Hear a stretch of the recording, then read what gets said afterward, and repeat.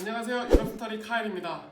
제가 역마살이 제대로 끼었는지 유럽이라는 곳에서 생활을 한 지 10년이 넘었는데요. 이렇게 살면서 저뿐만 아니라 가족, 친구들 또는 일 때문에 유명 관광지에 가서 가이드 투어를 해드리는 경우가 정말 많았는데요. 근데 그럴 때마다 거의 대부분 인스타용, 페이스북용, 카카오톡용 사진 찍기에만 바쁠 뿐 그 관광지와 유물에 대해서 역사나 이야기를 알려고 하신 분들이 아주 적었습니다. 그런데 제 생각에는 비싼 돈 내고 배낭여행이나 유럽 여행을 왔는데 사진 중요하지만 사진 중요하죠. 사진뿐만 아니라 그 관광지, 유물에 대한 역사와 이야기를 알고 관광을 한다면 좀 더 의미 있고 재미있는 여행이 되지 않을까 싶어서 이 컨텐츠를 시작하게 됐습니다. 그럼 오늘의 컨텐츠는 어디냐? 프랑스 파리 에펠탑입니다. 가보시죠.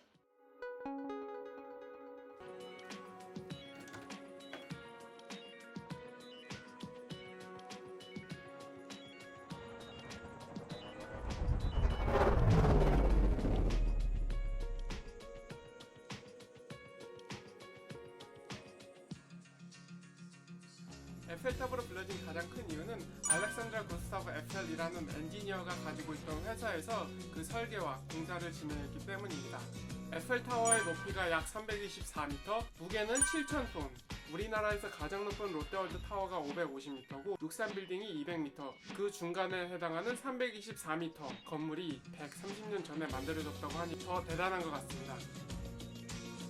에펠탑을 만들게 된 가장 큰 이유는 바로 경쟁이었습니다. 프랑스와 영국의 관계는 역사적으로 살펴보면 우리나라와 일본과의 관계보다 더 좋지 않았습니다. 1889년에 프랑스 파리에서 세계 만국박람회가 열리는데요. 세계 만국박람회? 세계 만국박람회는 지금의 세계 엑스포로 생각하시면 되는데요. 우리나라에서 예를 들면 대전 엑스포와 여수 엑스포가 있었습니다.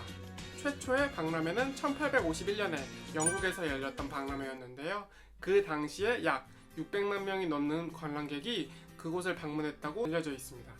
즉 쉽게 말해 영국에서 박람회를 성공적으로 마쳤으니 프랑스에서도 자기 나라는 영국에서 열렸던 박람회보다 좀 더 멋있고 굉장한 기술력을 보여주고 싶었을 겁니다. 그래서 세계 엑스포에서 보여줄 어마어마한 것을 만들고 싶어 했고 그것을 자국민들에게 공모를 하게 됩니다. 또한 1889년은 프랑스에게 아주 중요한 해였는데요. 바로 프랑스의 시민혁명이 일어난 지 100주년이 되는 해였습니다. 프랑스의 시민혁명은 세계 3대 시민혁명으로 알려져 있는데요. 우리나라 최초의 시민혁명은 1960년도 4.19 혁명이었습니다. 즉 그 당시의 시민혁명을 쉽게 얘기하자면 금수저, 은수저 있는 사람들이 다 해먹는 세상에서 평범한 우리들도 권리를 가지고 사람답게 살고 싶다 해서 일어난 게 시민혁명이었습니다. 프랑스의 시민혁명이 뭐지? 잘 모르시는 분들이 계실 수도 있는데 하지만 장발장이나 레미제라블이라는 뮤지컬이나 이야기를 들어보신 분은 많을 거라 생각이 됩니다. 이 두 이야기는 프랑스 시민혁명의 역사적 배경 위에 쓰여진 글인데요. 프랑스에서는 성경책 다음으로 가장 많이 읽혀진 책으로 알려져 있습니다. 에펠탑이 세워지기 전까지만 해도 세계에서 가장 높았던 건물은 미국 워싱턴에 있는 기념탑이었습니다. 마블이나 스파이더맨의 영화를 좋아하시는 분들이라면 영화 속에서 한 번씩 보셨을 겁니다. 더 예전에는 세계에서 가장 높은 건물을 가지고 있는 것만으로도 전 세계적으로 인정을 받을 수 있었습니다. 물론 프랑스는 이것보다 더 높은 건물을 가지고 싶었겠죠. 1885년 프랑스 세계만국 박람회가 열리기 4년 전에 프랑스 정부에서는 설계안을 공모하게 되는데요. 짧은 공모 기간에도 불구하고 정말 많은 지원자가 지원했다고 알려져 있습니다. 그럼에도 불구하고 만장일치로 지금의 에펠탑의 디자인이 선택되게 되었는데요. 구스타브 에펠은 정부 관계자에게 이런 프레젠테이션을 했다고 알려져 있습니다. 바로 이 건물은 세계에서 가장 높은 건물이 될 것이고 프랑스 시민혁명의 표현물이 될 것이라고 발표를 하였습니다. 바로 프랑스 정부가 원하는 국뽕, 전 세계에 프랑스가 최고다를 알릴 수 있는 정부 관계자의 마음에 심금을 울리는 정답을 발표했던 것이었죠. 1887년 1월달에 공사를 시작했는데요. 당시까지만 해도 낯설었던 이런 구조물에 대해 모든 사람들의 관심과 비난이 쏟아지기도 했습니다. 그런데 에펠탑은 왜 이런 철골 구조물로 만들어지게 됐을까? 그 당시에 구스타브 에펠이 가지고 있던 회사는 전 세계적으로 교량, 다리, 철길 등 철골 구조물을 이용해서 만드는 기술력으로 아주 전 세계적으로 알려져 있었는데요. 이러한 기술력을 바탕으로 약 18,000개의 철골 구조물로 지금의 에펠탑이 만들어지게 됐습니다. 이후 에펠탑은 역사적인 장소로 프랑스의 현대사와 함께하게 됩니다.